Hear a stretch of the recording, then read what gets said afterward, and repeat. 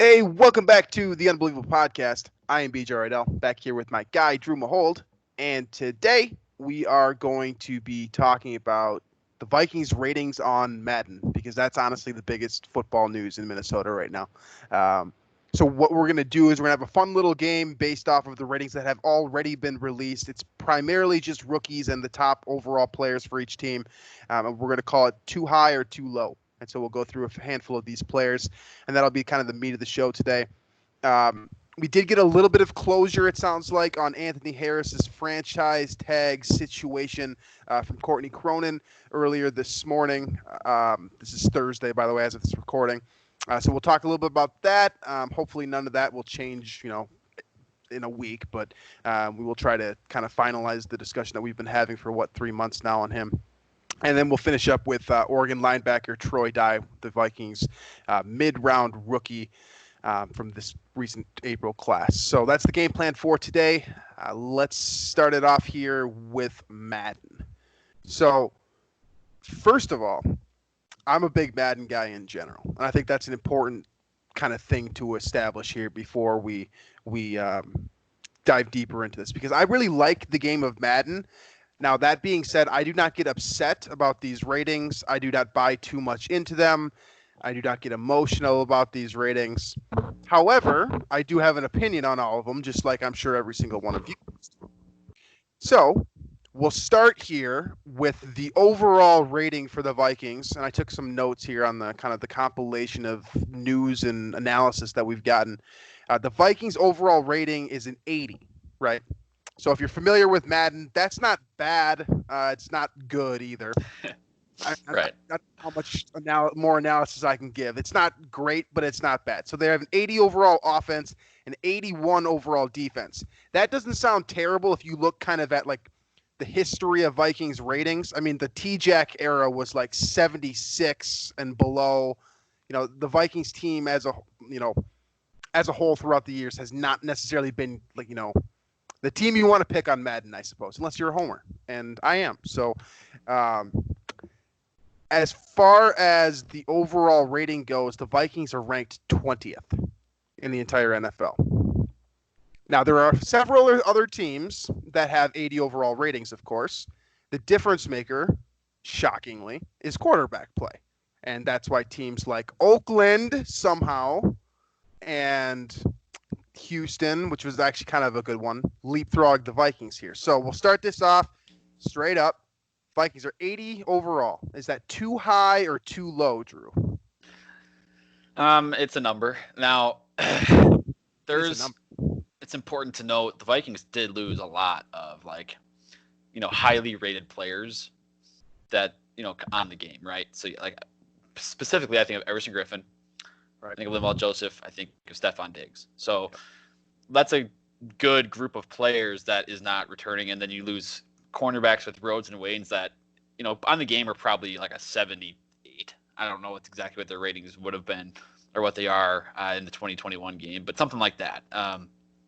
Now, you replace Joseph with a nose tackle that's actually, we'll talk about Michael Pierce, but rated pretty highly in this game. Mm-hmm. But at receiver, you have a rookie in there. Yep. And then like Tajay Sharp. So that's going to drop that significantly. Kirk's rating is not high not as high as I think it should be. Below an 84.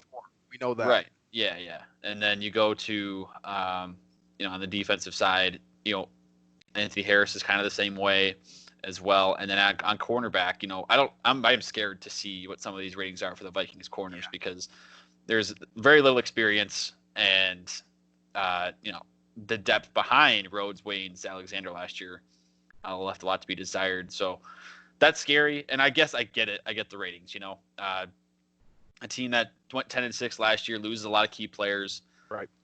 Makes a little bit of sense. Right. But, and again, we're talking about Madden ratings, we're talking about a video game here where it's not that serious, but it kind of is because that's all there is to talk about right now. This is a little bit serious because I can totally see why players would take this personally. Oh, right? They do, for sure. And they do, yeah. And I get it too because that's part of like there are so many football fans that get their knowledge of a particular player about this guy based on their Madden rating.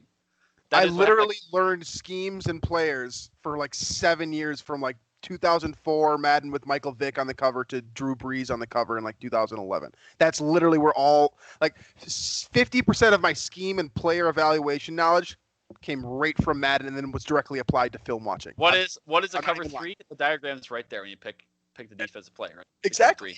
Yeah. Or like a scissors concept, or any of that type of thing, like the levels concepts. They're all in the playbooks on Madden, and so you can this generation knowledge of that type of thing, right? Learned football basically from Madden. So like the age group of what, like 20 to like 35 ish, basically.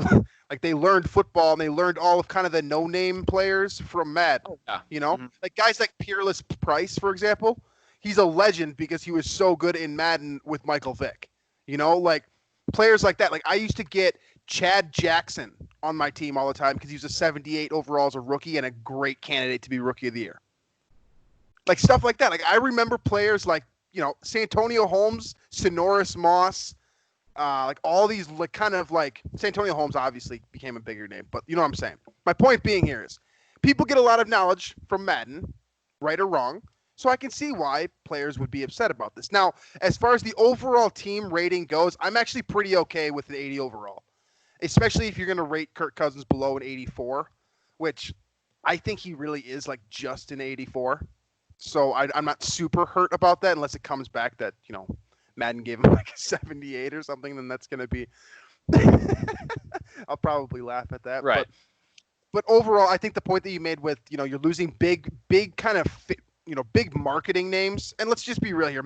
Madden is, a huge marketing product too, right? Like this isn't Pro Football Focus, right? Like they're not analyzing every single play. They are highlighting the greatest aspects of the greatest players in the game, and they are promoting it to make money. That's what they're doing. I mean, like they literally in like the most recent like Madden games have included like shutdown corner. Like, do you think Richard Sherman was truly a 93 last year, or are we working off his reputation as one of the most marketable players in the NFL because he has an opinion? I tend to think the latter. So we strayed a little bit off topic here, but my point overall is that I think that the Vikings 80 overall rating is pretty fair, and honestly, it might be a little bit high given the fact that you are losing Stephon Diggs, who, when you replace, like you said, the replacement value there is a drop of what, about 16 points from Diggs' rating to, where we expect, I guess, Tajay Sharp to be, I suppose. Anyways, moving forward here, let's get into the actual players because this is kind of where it gets a little bit more exciting. Dalvin Cook, actually, you know what? Let's start with Harrison Smith because Harrison Smith is not only the number one rated player for the Vikings, he's also the number one rated safety in the NFL. I have mixed emotions about all of this because 95 is an outstanding rating, and Harrison Smith is certainly deserving of it. My issue is they're about 3 years too late on rating him as the number one safety in the NFL. And I think that there's honestly a very good argument for like 2 or 3 of the guys that are below him being like overall a better player right now than Harrison Smith is. Right. Yeah. I mean, it's weird because it seems like Harrison Smith's ratings too are like, it's like he should have had this 4 years ago. Right. Right. Like, it's pretty clear to, I think, at least Vikings fans that Harrison Smith's best seasons were 2016, 2017, that time frame, and since then it's not like he's been bad or like significantly dropped off like some defensive backs are no longer on the roster. It seems like he's now getting that recognition like 4 years after maybe it was deserved, but it is kind of cool to see him at the top of the safeties list when for years it's been the other way around where Vikings fans have been like, hey, this guy's really good, he shouldn't be an 85 or whatever his rating has been for the last 5 years. The comment sections are way different now too, by the way. All of a sudden people know that Harrison Smith is a really good safety. It's crazy. Yeah. For what it's worth though, I think that Harrison Smith is perfectly rated. The issue that the mixed emotions that I have is kind of his placement amongst his peers. I mean, Tyrann Mathieu is the closest thing to him in terms of rating at a 93 overall. I think it would be pretty fair to rank Tyrann Mathieu as a higher overall safety heading into this year. He's coming off of a Super Bowl MVP caliber player on defense that does everything. He's a lot more versatile. I'm sure his man coverage rating is higher than Harrison Smith's. There's a very strong argument for a couple of these other players on this list. Now, that being said, this is the most deserving player of all time to be noted by kind of like the general public that you are good at football. The analysts already knew it. But for Madden to come out and say, Harrison Smith, you are the best safety in the NFL, that is a breakthrough moment, not just for him, the player, but for the Vikings kind of as a franchise who get overlooked unless they have a Randy Moss caliber player or Brett Favre signs in the middle of the offseason and flies in on a helicopter. It's nice to see that for Minnesota. So I'm going to say, I'm not getting, it's not too exciting yet, I suppose, but I'm going to say it's pretty neutral at 95. If you wanted to drop him a couple points, I'd be okay with it. But I think he's pretty much where he should be and really where he should have been a couple of years ago. Yeah. The number 2 ranked player on the Vikings Madden ratings here is Dalvin Cook at 91. He's their number 1 offensive rated player, obviously. And he is, I believe, ranked 6th among running backs. Now, there are several running backs that are in front of him that are interesting, and that's kind of what, again. Yeah, that's what we should talk about here, is where he belongs in the running back ratings. And that's kind of what makes this interesting, because I really do think a lot of these running backs, like relative to the rest of the scores that Madden is giving out, they gave out a lot of 90s to running backs. Right. I mean, Dalvin at 91 makes sense in that, like, that's the number that kind of jumps out to me. Right. But I mean, whatever, because I'm always skewed by, like, running backs don't matter, and so right. It's to me, it's important that I have to, like, remember in my brain, okay, Dalvin's still very, very, very good as a running back. It's just this whole pay Dalvin thing I don't agree with, and that's getting into my mind when I look at the ratings. But 91, he probably shouldn't even be higher based on his, the elusiveness rating, the break tackle ability. I saw they have the breaking tackle. I think he's like number 10 among running backs, which to me seems low.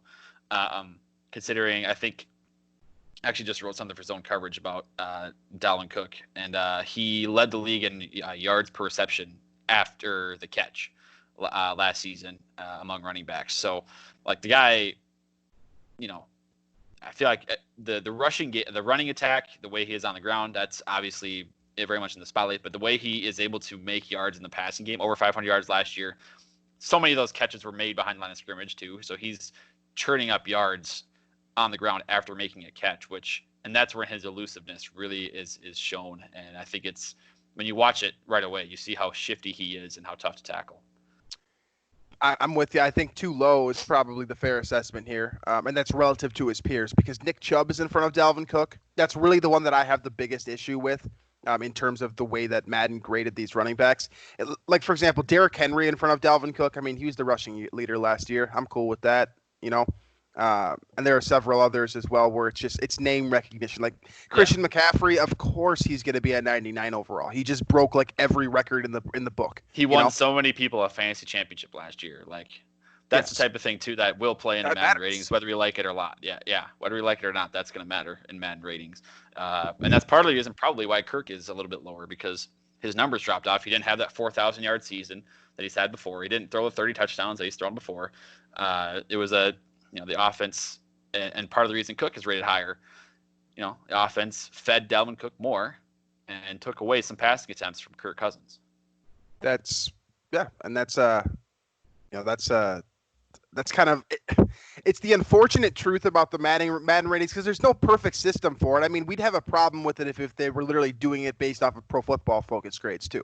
Like, there's no way to please everyone here. Well, and that's like Michael Thomas is in 98, I think. Like, that's a perfect example. That guy gets how many targets a game?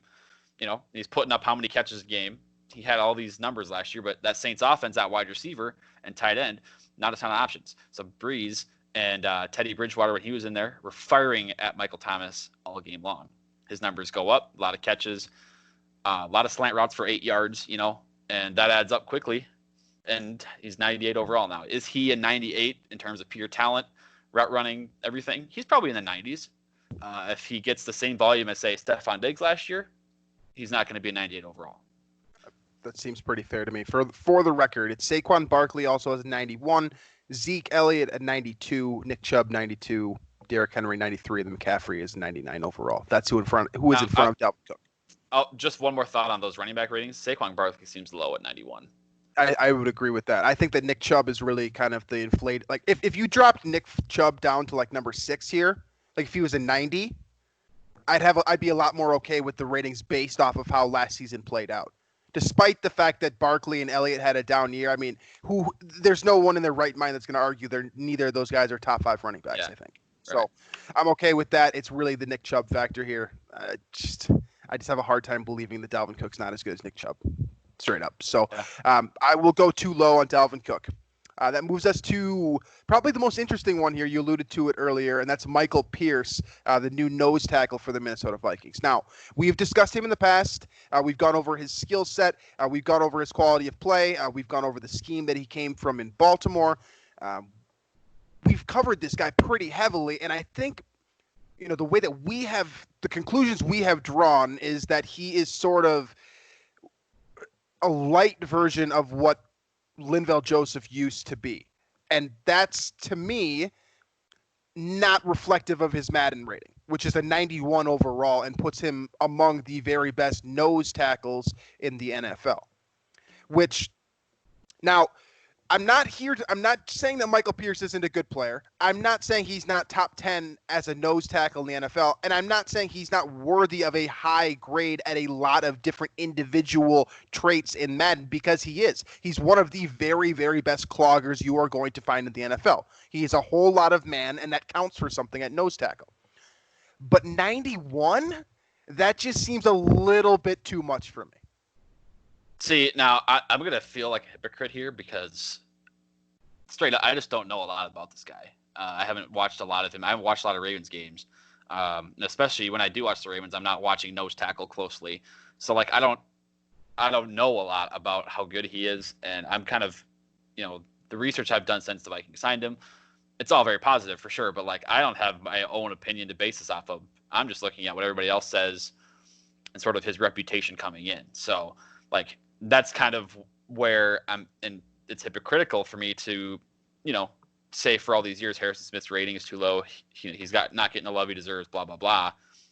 And everybody else doesn't know who he is. Like, that's kind of where I am with Pierce right now. And so 91 probably is right for him, based on his productivity, based on how effective he is on the field. I haven't seen it, and that's not because I haven't, that's literally because I haven't seen it. Like, I haven't actually watched it. Like, it's different than I haven't seen it because I watched Ravens games and I didn't see that impact.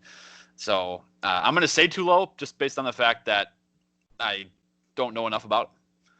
So one key piece here that can make this rating look really bad in a couple months, and something I don't think that you and I have touched a lot on, I'm sure other shows have, but he's coming from a 3-4 defense too in Baltimore, where he was playing next to Brandon Williams, who is, alongside him, one of the most underrated interior defensive linemen in the NFL.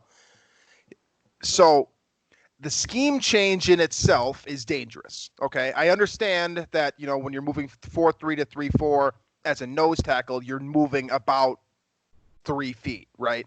But at the same time, this is an area where Madden can't truly function correctly, right? Like, they can't adapt Baltimore's scheme to Minnesota's and be like, okay, if you take his talents and directly apply it. We don't know. He could be better in Minnesota's defense. Yes. He could be. We don't know that. That's what happened with Linval Joseph, for what it's worth. I think a lot of us downplayed that move coming from New York, and he ended up being the greatest thing since Kevin Williams.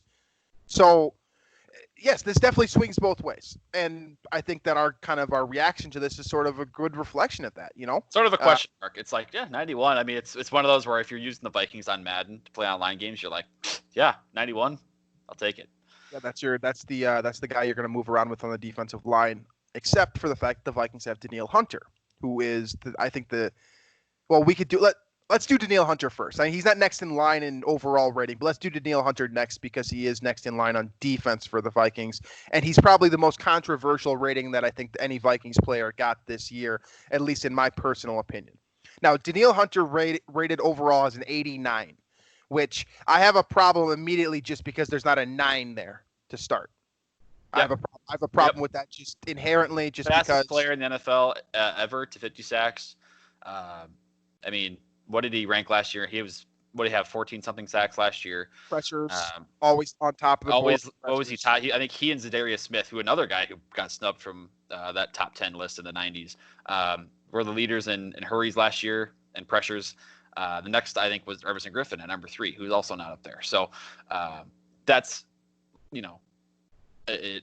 And again, I mean, Madden's criteria is different than just pressures and cumulative sack numbers, right? But I think the reputation piece comes out here when J.J. Watt is a 98 still after, I don't know the last time he played a complete season. So, and maybe maybe the injury rating on the game doesn't affect the overall rating. That's probably part of it. Like his injury rating could be, or his durability could be like a 42.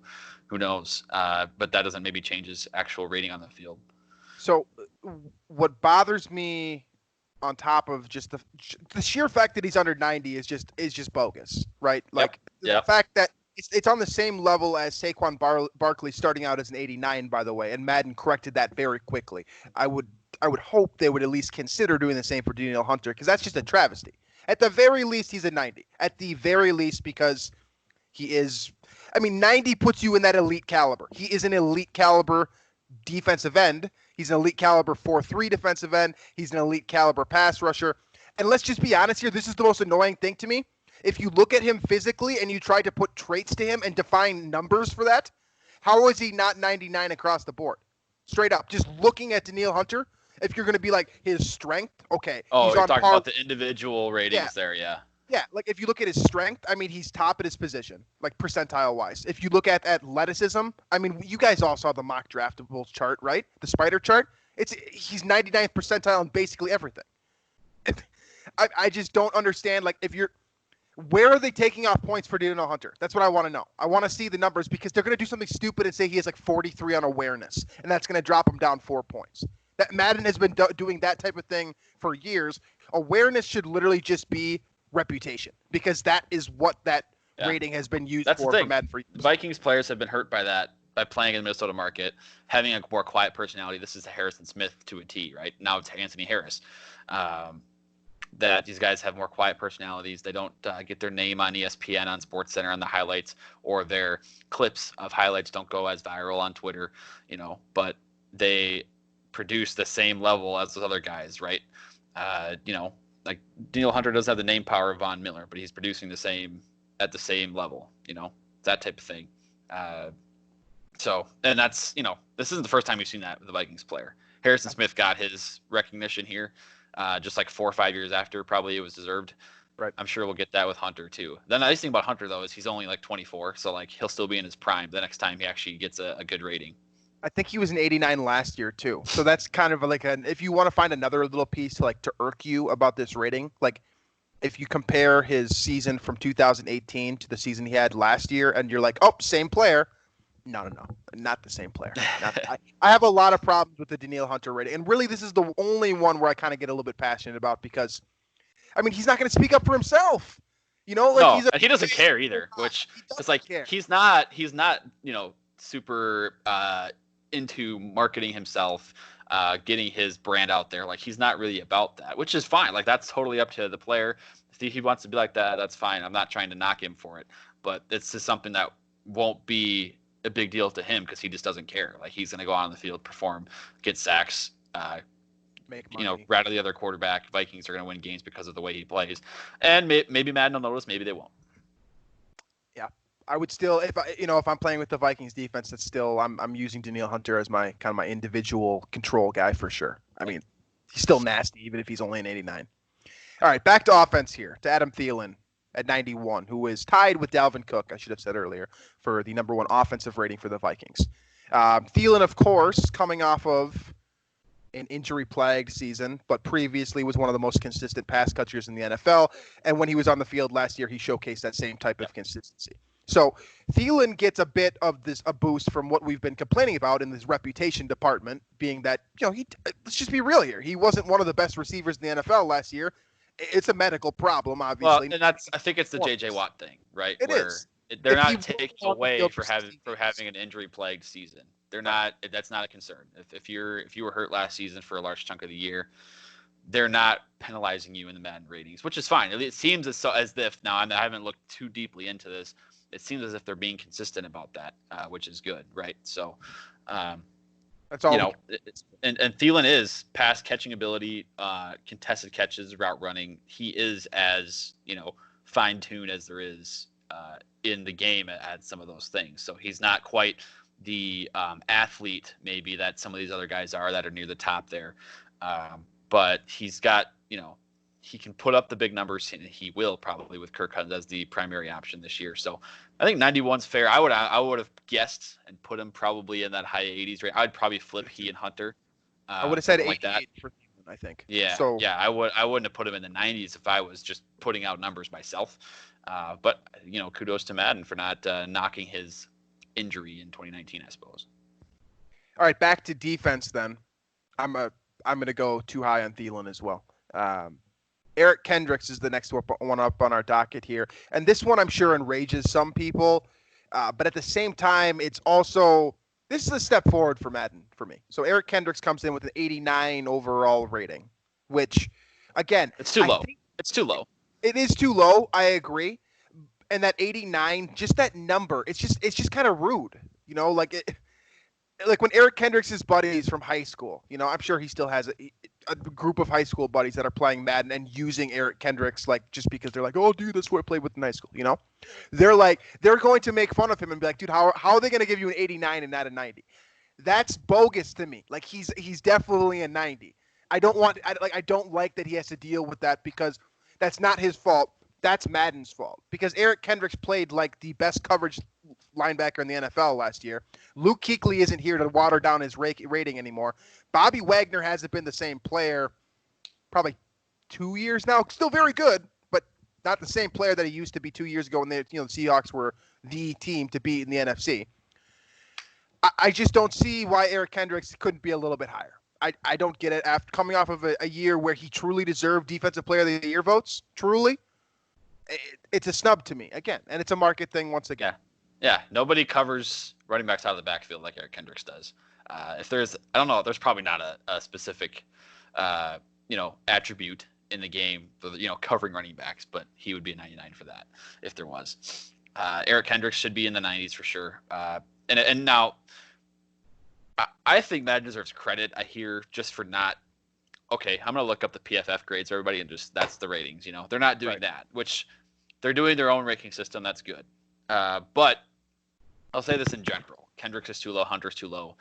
If they were going to base these ratings off of PFF grades, the Vikings would have a much higher team rating. A lot of players would be rated a lot higher too. Interesting how that dynamic is different. And again, I think it does speak to the marketability of certain teams, certain players that the Vikings are at a disadvantage with in these Madden ratings. When the Oakland Raiders get an 85 overall offense rating with Derek Carr as their quarterback and Henry Ruggs as their number one receiver. Is that really what happened? Yeah, that happened. That's real. That's not good, right? Yeah, see, like that kind of thing, that's like sort of where you get annoyed, right? Because you pick a team that has, great face value, great marketability. I mean, the black hole, they move into Vegas. I mean, it just seems like a money grab to me with Oakland. And I'm sure there's a Raider fan that's probably pissed and you're like, no. But come on, let's be real here. That's ridiculous. And some of this stuff is dumb. And if you want to use your PFF kind of comparison, right? Like if you just pulled all the numbers. Now, PFF has its own algorithm, right? But they also do a lot of charting, which is objective. And that charting, coverage charts, missed tackles, pursuit angle, that type of objective, advanced statistical information also says that Eric Kendricks, and we'll get to this guy too, Anthony Harris, Harrison Smith, Danielle Hunter, all of those guys are among the very tip top of their peers based on their performance from last season, which is what Madden grades are supposed to be about, right? So this one is suspect as well. Not thrilled about that, but again, I think Eric Kendricks was like an 82 last year, like criminally underrated. This is a nice step forward for Madden to recognizing that he did have an outstanding year, and maybe in their mind he's on the cusp of superstardom, where the rest of us in Minnesota already believe Eric Kendricks is a superstar, which if you want to color me biased for that, I'm okay with that because, straight up we watch everybody is biased. Yeah, right. to some degree. Better to admit it and get out of there. All right, the next one here, Anthony Harris. This one has raised a lot of controversial takes on Twitter from analytics people versus, I guess film people versus people who are casual fans. Anthony Harris comes in at an 83 overall. He's nowhere to be found in that top 10 overall safety list. Now, there's a couple of things about this rating that make it so divisive, right? Anthony Harris is essentially, yes, we have seen him grow up and we've seen him become a very good player, but he's basically a one-year wonder right now for the rest of the NFL. We have seen more Anthony Harris than anyone else because we have seen those kind of flash in the pan plays where he was, as a spot starter. You can't give a spot starter higher than an 85. I'm sorry, that's just how it works. If a guy doesn't play 16 games in a row for the first time in his year until he's 27, I think 83 becomes a little bit more negotiable, right? Now, on the flip side to all that, what I was just saying about advanced statistics and analytics and all those different things, everything points to Anthony Harris being probably the best zone coverage safety in the NFL. His grade does not reflect that. And partially, that's a reputation thing, which I'm okay with in this situation because he really hasn't earned a true reputation as being, a stalwart safety. At this point, he's vanilla ice. He's a one-hit wonder, right? If he comes back and has another great year and then Madden says he's 83 again, I think I'm going to have a bigger problem. But for now, I'm kind of okay with that 83. Yeah, I suppose. I still think I'm still going to say too low for the sake of the segment. The coverage grades are off the charts for PFF. That's clear. One of the leaders in interceptions, if that's what they're going to go by, a box score number. He's also a lead leader in that. So it's just a name recognition thing that does play into the Madden ratings, whether they like to admit it or not. So this is another example. In Minnesota, being in the small market, being up north where nobody wants to go usually, that's going to be an impact in the ratings. It is for Anthony Harris here. And I mean, yeah, the Harrison Smith, Anthony Harris is an undisputed top safety duo in football. If the Vikings get some cornerbacks to play a little bit in 2020, that defense is going to be rock solid once again. So I'm going to say too low. Anthony Harris, like you said, great range, great instincts as a safety in that, especially in zone. That's for sure too low. 83. I'd put him 86, 87, probably somewhere in there. That seems fair to me as well. Although I will say, I'll add this too. I think Nick Olson tweeted these numbers. Among safeties, the lowest missed tackle percentage in the NFL, Anthony Harris. And I assure you that his tackling rating does not reflect that either. Right.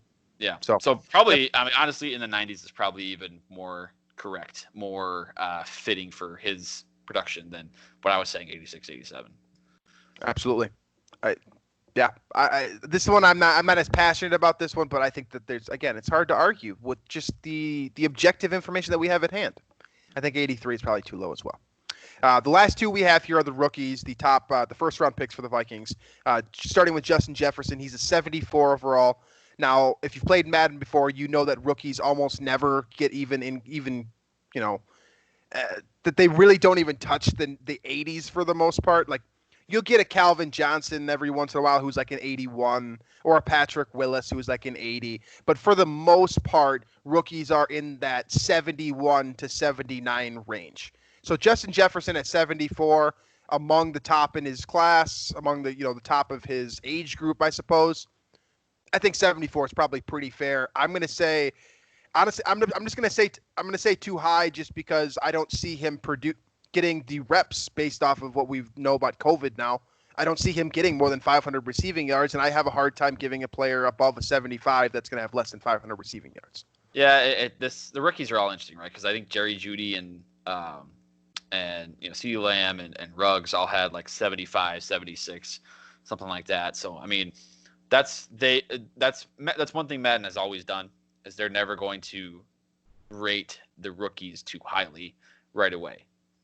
They're going to make them earn that higher rating in the NFL first. So the 74 for Justin Jefferson is probably higher, like you said, than I would expect a rookie coming in to a Viking. Now, granted, outside looking in, that number 2 spot for Minnesota is wide open, and there should be a lot of opportunity there to, like a lot of these other guys aren't necessarily.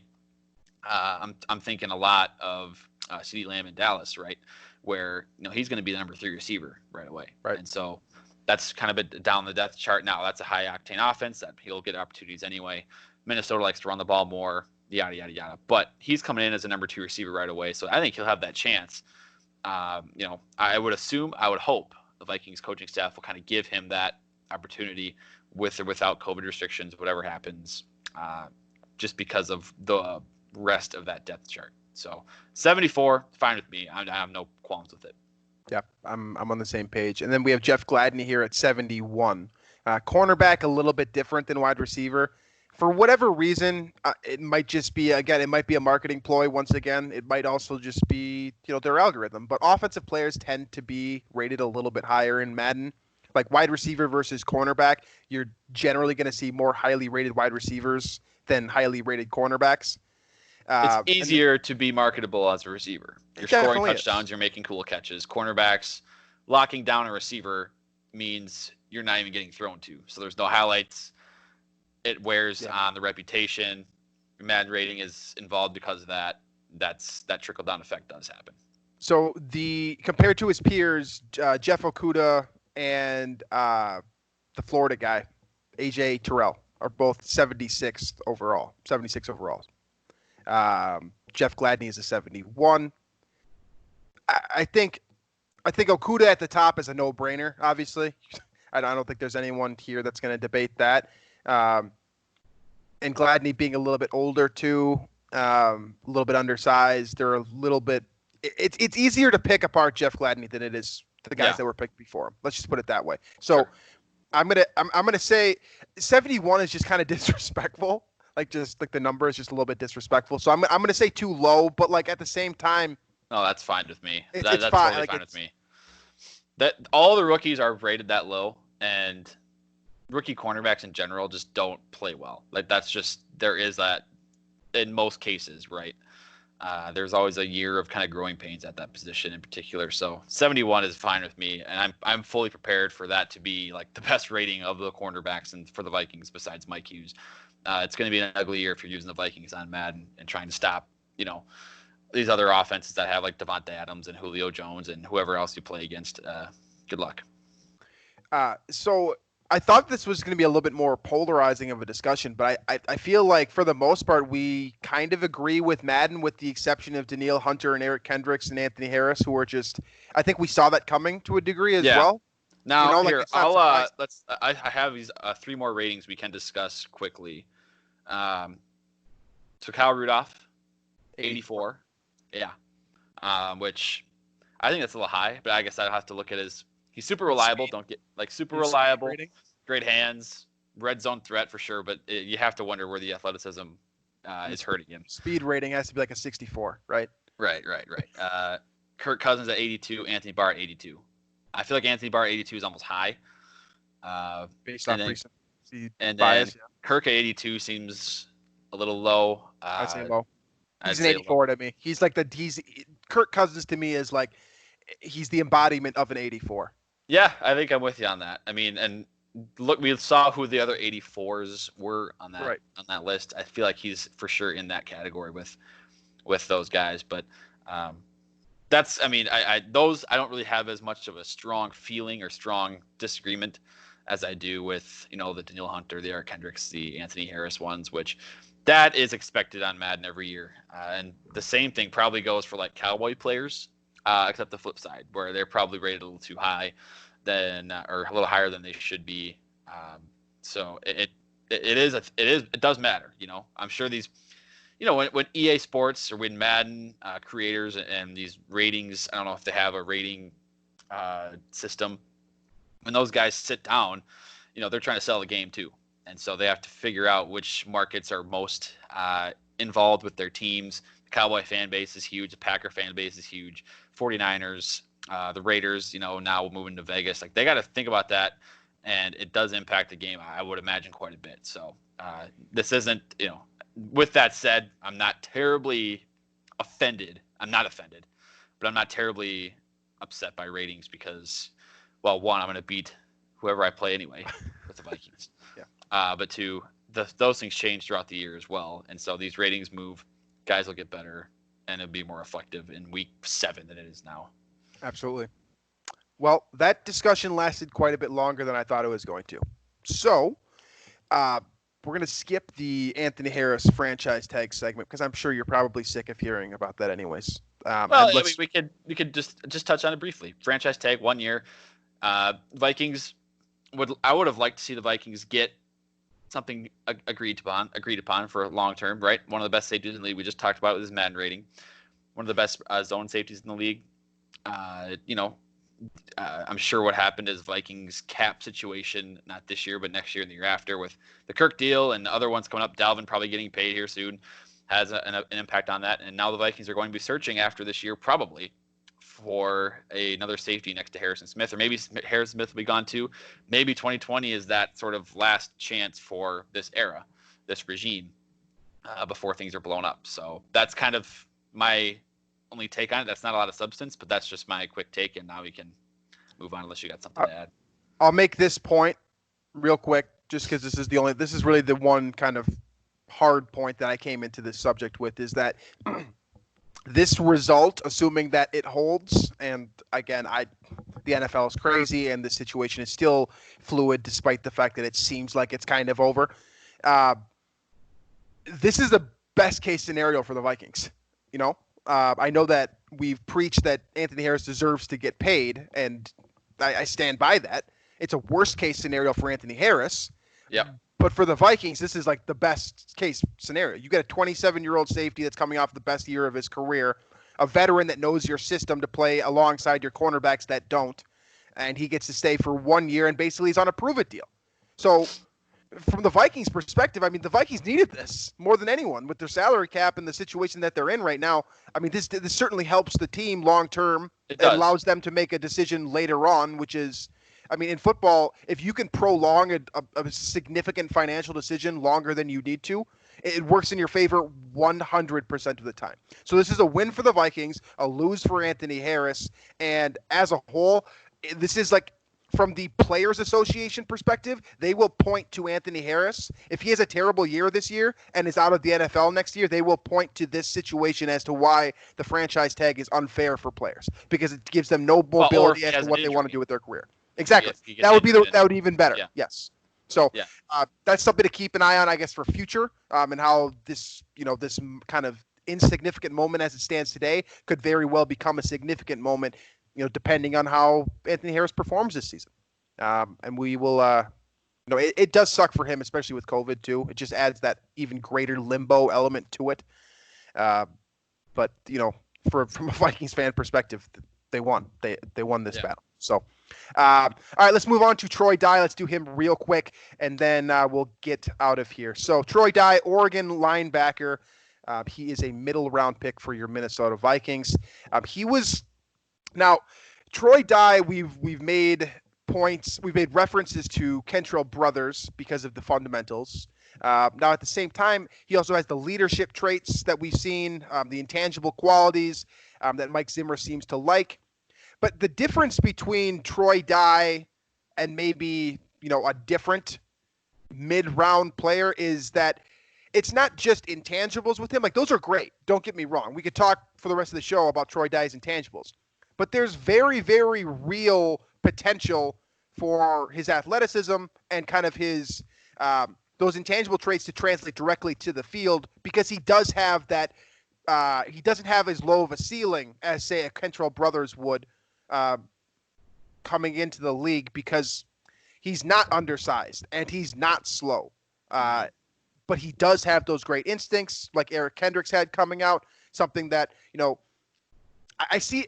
When I see Troy Dye, I think a lot about the situation that Eric Kendricks was brought into, because he was undersized.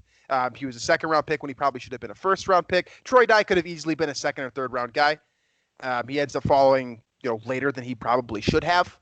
But ultimately, you get kind of a high-ceiling player here that looks extremely good on paper, and that's all well and good here. But the difference for me is the fact that this guy can cover. Right? As a linebacker in the NFL, this guy can cover. That's something that you generally aren't going to find from a middle round linebacker that has the physical ability in addition to that skill set. Right. That's where I wanted to make my point about Troy Dye, is that he is great for the modern NFL. He covers well. He's really rangy, and the technique is there too in coverage, where he sees things kind of right as they happen. It doesn't necessarily have that Kendricks ability where it's like, I know what's happening before the play or the snap is made, but he has a quick reaction to things. And so I like that. I think the tackling can get better. But overall, I think covering tight ends, covering running backs, which seems to be more and more and more important as the NFL evolves. I like that. And that seems to be something that can be developed moving forward. And I like him as a piece for the Vikings now, whether it's taking that, those linebacker reps from like Eric Wilson or Ben Gideon, for example, as a special teamer right now, but also, down the road, if Anthony Barr or Kendricks, one of them is that they're split up at that position, they need someone that's a full-time coverage guy at that position. I think Dye has a chance to develop into something like them, not necessarily saying he will be at the Kendricks level or even at the Anthony Barr level, but he has starter potential for sure, just because of the template of linebacker that he is coming into the league. Coverage guy, he's lengthy and rangy. That's the template that you need to really have job security at linebacker right now. Now I'm going to refer to my guy Jordan Reed here for a little bit more clarity as to the question marks for Troy Dye. Now, what we've been doing throughout this segment of looking at these prospects is not just looking at the strengths and how they could have an impact, but also how they could be busts as well. And as we get closer to the middle rounds, I mean, the definition of bust obviously changes. So for Troy Dye, this seems like a very high upside pick, but there are a couple of things about him, and this is my favorite line from Jordan Reed's draft guide. And I shouldn't say my favorite line. I think it's the most accurate line, and I think it's the scariest thing about Troy Dye. And it says, more of a reactionary type of linebacker instead of an anticipate and chase linebacker. So that's something that is very, very difficult at the NFL level if you couldn't do that at the college level, right? I was just talking about how great Eric Kendricks was with his instincts at UCLA, and that's how he was able to overcome some of the, the physical stature issues. And, I don't know. I honestly found Eric Kendricks' college film flawless, so I'm having a difficult time pointing out something wrong with them. But now with Dye, the difference between being a reactionary guy and an anticipate guy could just be sitting in the film room. It could be as simple as that, right? At the same time, he could very easily be someone who just can't learn the scheme, and just, if you're never able to anticipate what's going to happen, you are never going to make it in the NFL as a linebacker. It's never going to happen for you if you can't anticipate the play. And so that is a glaring red flag. It's on the same par for me as Justin Jefferson with his, inconsistency getting off the line of scrimmage. It's on the same par with that, where this one trait could ruin his entire career basically before it even gets started. Because it doesn't matter how gifted you are athletically. It doesn't matter how long your arms are. If you don't know where to be and you can't find your spot when the ball is in motion, it's not going to happen for you. It just doesn't matter. None of that stuff matters if you can't anticipate the play. Period. Yeah, I mean, that's especially at linebacker, right? So that's what I said. He reacts to it as it happens in time, but I think picking up on things, pre-snap is the next step for Troy Dye in that development. So, but I do like the pick. I think I think the 4th round spot is it's a great value for someone of his ability, his skill set. So I do like what he brings. I'd like the competition that he brings to Eric Wilson and Ben Gideon. And then I also think the long-term potential of a guy that can cover and be a starter for Mike Zimmer. I like that as well. So a solid pick, it's a pretty safe pick, honestly, in the 4th round. You don't get much safer than something safer than what Troy Dye brings in the 4th round. At the very least here, I think the floor for Troy Dye is like a Heath Farwell type player, a guy that's going to play 6, 7, 8 years on special teams and potentially be a captain as well, because he does have that leadership trait. So, if you're getting that in the 4th round, I know it doesn't sound like that much, a career special teamer, but that's a pretty damn good career for a guy in the 4th round. Let's just be real here. If you're getting guys that are playing for your team for 8 years at any position, that's going to be a good thing. So this is, regardless of how you want to swing this one, and I'm trying to find things wrong with this guy. You know, in my opinion, it's a great value pick, just like Drew said, but there are issues and there are concerns, and we should consider it a good thing that I have to force myself to find answers to why a 4th round pick might be a bust in the NFL. That should be considered a good thing here. Yeah. For Troy Dye and his experience too. A guy that played a ton of games. I think he played, what is it here? 47 games as a starter in collegiate football. I mean, I like that. That sounds good to me. That does sound very good to me. So yeah, I like that too. It's kind of a rapid analysis of Troy. I don't really have any more hot takes on that player, to be honest with you. The one thing really is just that the instincts with him, and if he can figure that out, I mean, he could be an impact player immediately. That's a difference maker for his type of style of play, and the type of player that we saw at Oregon. If you turn on his film, there are a lot of things that you will like about Troy Dye, and there's going to be a lot of moments where you're like, I don't know how this guy slipped as far as he did. So more good than bad with this player. That's the ultimate conclusion for him. And hopefully, he will get that opportunity, given that it's Ben Gideon and Eric Wilson standing in front of him. And at least one of those guys has no business stepping on the field anymore with Troy Dye in purple and gold. And his name is Ben Gideon. Just, period. So his name rhymes with Genbedian. I was going to make that joke, but I couldn't think of I stumbled there. I'm stumbling to the finish here. So anyways, that is the end of the show. Heavy Madden show today.